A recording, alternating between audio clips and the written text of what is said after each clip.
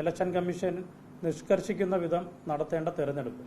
പക്ഷേ അവിടെ അത്തരത്തിലുള്ള ഒരു രണ്ടാമത് തെരഞ്ഞെടുപ്പ് നടന്നിട്ടില്ല.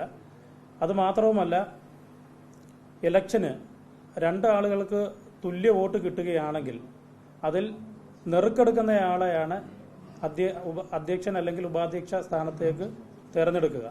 പക്ഷേ അവിടെ നടന്നിട്ടുള്ളത് റിട്ടേണിംഗ് ഓഫീസർ നെറുക്കെടുത്ത ആളെ ഒഴിവാക്കിക്കൊണ്ട് BJPയുടെ പ്രതിനിധിയെ വൈസ് പ്രസിഡന്റായിട്ട് പ്രഖ്യാപിക്കുന്ന ഒരു സാഹചര്യമുണ്ടായി. അത് പാർട്ടിയുടെ പാർലമെന്ററി ലീഡർ അവിടെ വെച്ച് തന്നെ അത് വരണാധികാരിയോട് ഇങ്ങനൊരു സൂചന നൽകിയിരുന്നു. പക്ഷേ അത് അവഗണിക്കുന്ന നിലയിലത്തേക്കാണ് അവിടെ റിട്ടേണിംഗ് ഓഫീസർ പെരുമാറിയിട്ടുള്ളത്. അതുമാത്രമല്ല, UDFന്റെ സംഘടനാ സംവിധാനം, ഇത്രയും എക്സ്പീരിയൻസ് ഉള്ള കോൺഗ്രസ് പാർട്ടി ഉൾപ്പെടുന്ന UDFന്റെ സംവിധാനം 10 ദിവസം പിന്നിട്ടിട്ടും ഈ ചട്ടവിരുദ്ധമായിട്ടുള്ള പ്രവർത്തനം നടന്നതിൽ യാതൊരുവിധ പരാതിയും ഉന്നയിച്ചിട്ടില്ല. Social democratic party of India ഇന്ന് ഇലക്ഷൻ വിഭാഗം ഡെപ്യൂട്ടി കളക്ടറിന് പരാതി നൽകിയിട്ടുണ്ട്. തുടർന്നും ഈ ചട്ടവിരുദ്ധമായി തെരഞ്ഞെടുക്കപ്പെട്ട വൈസ് പ്രസിഡന്റ് സ്ഥാനം മരവിപ്പിച്ച് പുതിയ ആളെ തെരഞ്ഞെടുത്തില്ലെങ്കിൽ നിയമപരമായിട്ട് മുന്നോട്ട് പോകും. ഇവിടെ ശരിക്കും മനസ്സിലാക്കേണ്ട ഒരു വിഷയം, കോൺഗ്രസിന്റെ ഒരു ഇരട്ടത്താപ്പ് കൂടി നമ്മൾ ബോധ്യപ്പെടുത്തേണ്ടതുണ്ട്.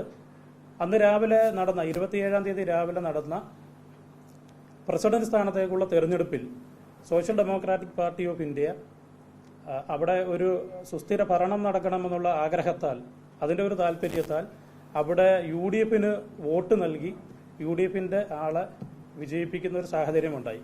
പക്ഷേ വിജയിച്ച ഉടനെ തന്നെ അവിടുത്തെ പ്രസിഡന്റ് സ്ഥാനം അദ്ദേഹം രാജിവെക്കുന്ന അവസ്ഥയാണ് ഉണ്ടായിട്ടുള്ളത്. ഇവിടെ കോൺഗ്രസിന്റെ നേതാക്കൾ പരസ്യമായി പറയുന്ന BJP വിരുദ്ധത പൊള്ളയാണെന്നാണ് നമുക്ക് മനസ്സിലാകുന്നത്. അതുമാത്രമല്ല, ജനാധിപത്യ വിരുദ്ധമായിട്ടുള്ള പ്രവർത്തനമാണ് അവിടെ UDFന്റെ ഒരു ബോഡി എടുക്കുന്നത് എന്നുള്ള ഒരു ആക്ഷേപം കൂടി ഞങ്ങൾ ഉന്നയിക്കുകയാണ്.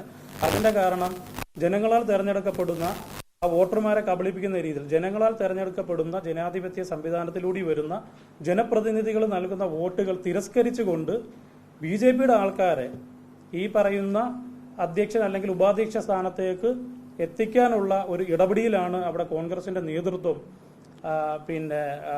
നടത്തിയത് എന്നുള്ള ഒരു ആക്ഷേപം അല്ലെങ്കിൽ ഒരു സംശയം കൂടി പാർട്ടിക്കുണ്ട്.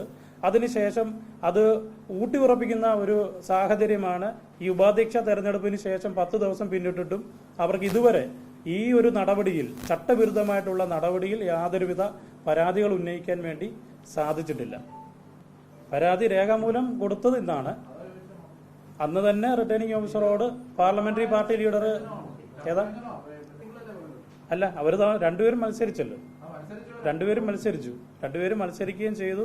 ഞങ്ങളുടെ 3 ജനപ്രതിനിധികളും നമ്മുടെ ഒരു പാർട്ടിയുടെ നിലപാടെന്ന് പറഞ്ഞാൽ BJPയെ അധികാര കേന്ദ്രങ്ങളിൽ അകറ്റി നിർത്തുക എന്നുള്ളതാണ്. UDF പ്രഖ്യാപിക്കുന്നതും കോൺഗ്രസിന്റെ പാർട്ടി നേതൃത്വങ്ങൾ പറയുന്നതും BJPയുമായിട്ട് യാതൊരുവിധ സഹകരണത്തിന് അവർ തയ്യാറല്ല എന്ന് പറയുന്നുണ്ട്.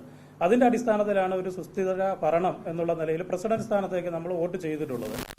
ഉച്ചയ്ക്ക് ശേഷം നടന്നിട്ടുള്ള ആ വോട്ട് തിരസ്കരിച്ചുകൊണ്ടാണ് ഉച്ചയ്ക്ക് ശേഷം നടന്നിട്ടുള്ള ഉപാധ്യക്ഷന്റെ തെരഞ്ഞെടുപ്പിൽ പാർട്ടി മത്സരിക്കാൻ വേണ്ടി തീരുമാനിച്ചത്.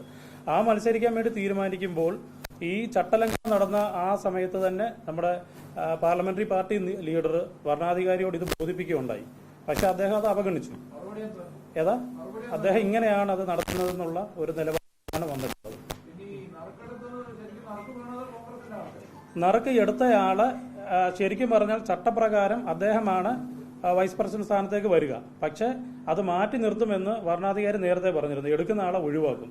അത് അങ്ങനെ ഒരു സാഹചര്യം എന്ന് പറഞ്ഞാൽ 4 ആളുകളൊക്കെ മത്സരിക്കുന്ന ഒരു സ്ഥിതി വരുമ്പോൾ എല്ലാവർക്കും ഈക്വൽ വോട്ട് ആണെങ്കിൽ അതിൽ നിന്നും നെറുക്കെടുത്ത് ഒരാളെ മാറ്റും, രണ്ടാമത് വീണ്ടും നെറുക്കെടുത്ത് 2 കക്ഷികളെ മാറ്റും, അവസാനം വരുന്ന 2 ആളുകൾ വീണ്ടും വോട്ടെടുപ്പിലൂടെ ഇലക്ഷൻ നടത്തും. അങ്ങനെയാണ് ഇലക്ഷൻ കമ്മീഷൻ നിഷ്കർഷിക്കുന്ന മീഡിയ ഹാൻഡ് ബുക്ക് 2025 ഇറങ്ങിയ ഹാൻഡ് ബുക്കാണ് ഇതിൽ പറയുന്നത്. അങ്ങനെ തന്നെയാണ്. ആ പേജ് ആവശ്യമുള്ളവർക്ക് തരാം, നിങ്ങൾക്ക് സൈറ്റ് നോക്കിക്കഴിഞ്ഞാൽ മനസ്സിലാവും. രണ്ടു പേർക്കാണ് തുല്യ വോട്ട് വന്നിട്ടുള്ളത്. അപ്പോൾ 3ാമത്തെ ആളെ ഒഴിവാക്കണം. ഒഴിവാക്കിയതിന് ശേഷം വീണ്ടും വോട്ടെടുപ്പ് നടത്തണം. അതാണ് ഇലക്ഷൻ കമ്മീഷൻ നിഷ്കർഷിക്കുന്ന പ്രക്രിയ. പക്ഷെ 2ാമത് വോട്ടെടുപ്പ് നടത്തിയിട്ടില്ല. ഈ 3 ആളുകളിൽ നിന്ന് ഈ ഈക്വൽ വന്നിട്ടുള്ള 2 ആളുകളെ അവിടെ വെച്ച് തന്നെ നെറുക്കെടുക്കുന്ന ഒരു സംവിധാനമാണ് അവിടെ നടന്നിട്ടുള്ളത്. അത് ചൂണ്ടിക്കാണിച്ചിട്ട് അത് തിരുത്താൻ വേണ്ടി വരണാധികാരി തയ്യാറായിട്ടില്ല എന്നുള്ളത് വരണാധികാരിക്കും BJP ഒരു ബാന്ധവമുണ്ടോ എന്നുള്ളൊരു സംശയം കൂടി പാർട്ടി മുന്നോട്ട് വെക്കുകയാണ്.